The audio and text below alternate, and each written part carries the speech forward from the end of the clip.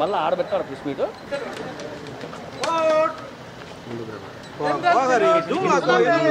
ఈ పక్క కెమెరా ఉంది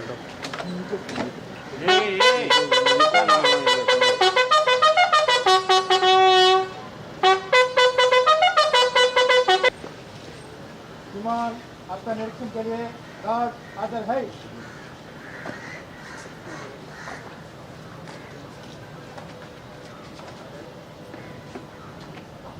गार्ड बगल छत सेंट्री कर रहे हैं।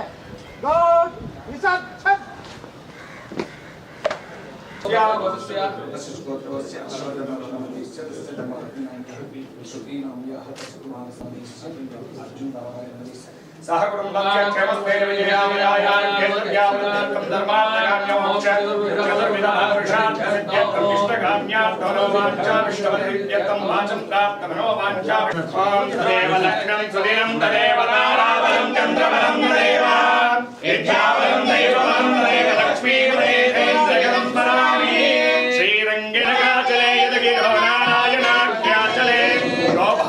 विमलेश्वरी रमणीय साक्षान संगाजिनी अग्ने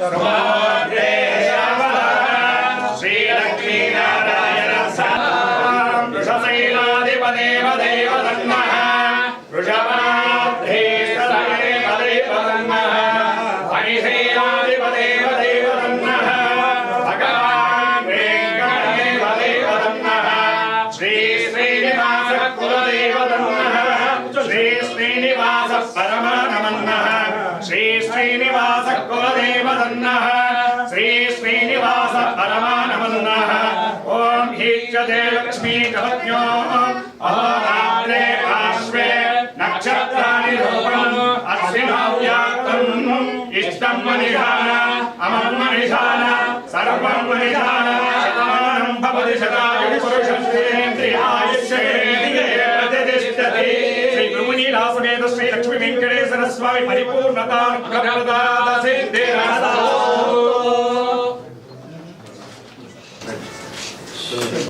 థ్యాంక్ యూ.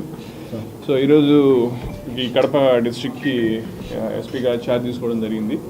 సో మీ అందరికి తెలిసిన విషయం, ఇదివరకు కూడా నేను అన్నమయ్య డిస్ట్రిక్ట్ నైబరింగ్ డిస్ట్రిక్ట్లో వర్క్ చేశాను.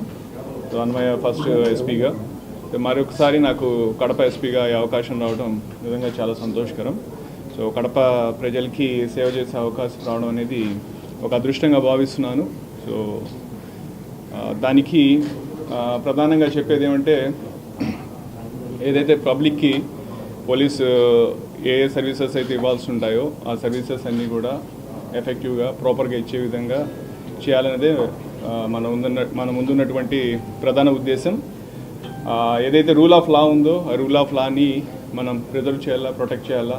సో దానికి లోబడి అందరూ కూడా ఉద్యోగం చేయాలా. సో ఆ విధంగా మా పోలీస్ యంత్రాంగం అంతా కూడా ఉద్యోగం చేసే విధంగా, పనిచేసే విధంగా చేయాలన్నదే నా ముందున్నటువంటి లక్ష్యం.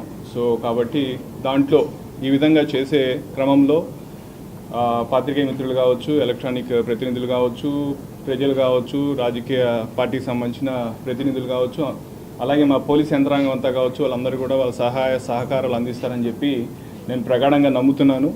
సో మనం ఏదైతే కడప జిల్లా ఉందో, కడప జిల్లాలో ఉన్న ప్రజలకి మరింత మెరుగైన సేవలు అందించే విధంగా మనం అందరం కలిసి కృషి చేద్దామని చెప్పి అందరికీ కూడా విజ్ఞప్తి చేస్తున్నాను, ఈ విధంగా పత్రికల తరఫున సుముఖంగా.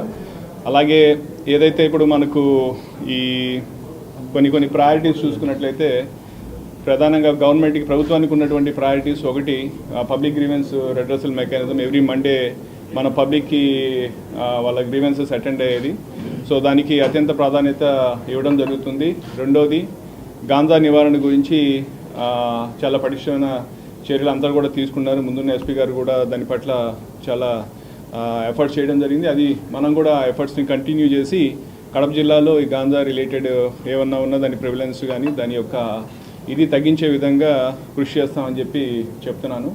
అలాగే ఇంకా వేరే అదర్ ఇల్లీగల్ ఇష్యూస్ సంబంధించినవి కావచ్చు, తర్వాత పోతే వేరే సమస్యలు కావచ్చు, ఇవన్నిటిని కూడా మనం కులంకుశంగా పరిశీలించి అందరితోటి కలిపి చర్చించి వాటికి సరైన సొల్యూషన్ కానీ సరైన యాక్షన్ తీసుకునే విధంగా కూడా ముందుకు వెళ్తామని చెప్పి మీ అందరి తరఫున నేను తెలియజేస్తున్నాను.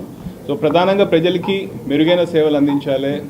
మా సార్ కూడా అంటారు, మనము పోలీస్గా we're answerable for our actions, we're accountable for our actions. So ప్రతి ఒక్కరు కూడా ఆఫీసర్ నుంచి నా నుంచి కింద స్థాయి అధికారి వరకు కూడా ప్రతి ఒక్కరు కూడా ఇదే మోటివ్ తోటి పనిచేయాలని చెప్పి నేను ఆశిస్తున్నాను. అందరికీ కూడా అదే నా మెసేజ్. సో ఇదే విధంగా మా పోలీస్ అందరూ కూడా పనిచేస్తారని చెప్పి మీకు తెలియజేస్తున్నాను. అండ్ మీకు కూడా ఎటువంటి సలహాలు సూచనలు ఇలా చేస్తే బాగుంటుంది, సరే సమస్యలు ఉన్నాయని చెప్తే యూఆర్ మోస్ట్ వెల్కమ్. ఎప్పుడైనా కానీ నాకు చెయ్యొచ్చు, చెప్పొచ్చు. సో మీరు చెప్పినటువంటి వాటికి వీలైనంత త్వరగా మంచిగా చేసేదానికి మేము ఏమంటాము 100% కమిటెడ్గా పనిచేస్తాం. సార్, గవర్నమెంట్ ప్రయారిటీలో 2 అంశాలు ఉన్నాయి. రెడ్ శాండిల్, గంజాయి. గంజాయి చెప్తారు, రెడ్ శాండిల్ కూడా అట్లాగే. రెడ్ శాండిల్స్ కడపలో అసలు గంజాయి అనేది విచ్చలవిడిగా దొరుకుతా ఉంది, దాన్ని నిర్మూలించలేకపోతున్నారు. సేమ్ టైం రెడ్ శాండిల్ కూడా దాని మీద మీరు అదే చెప్పాను కదా, దాన్ని పరిశీలించి దాన్ని స్టడీ చేసి ఇక్కడ ఎలా ఉంది, దాని యొక్క పరిస్థితి ఎలా ఉంది, దాని యొక్క ప్రభావం ఎలా ఉంది అని చూసిన తర్వాత దానికి సంబంధించి కార్యాచరణ రూపొందించుకొని దానికి తగ్గట్టుగా చేస్తాం. దాని గురించి ఇన్ఫర్మేషన్ ఇస్తున్నా కూడా మా స్టేషన్ పరిధిలో అయితే రాదు అనేది చెప్తున్నారు. సో దానికి వేరే మార్గాల ద్వారా చేయించాలా, ఎలా చేయించాలనేది దానికి ఆలోచించి చేసే విధంగా చూద్దాం. అది ఇప్పుడే ఇలా చేస్తాను అలా చేస్తాను నేను చెప్పలేను, కానీ బట్ చేసేది నిజాయితీగా చేస్తాను మటు చెప్పగలను.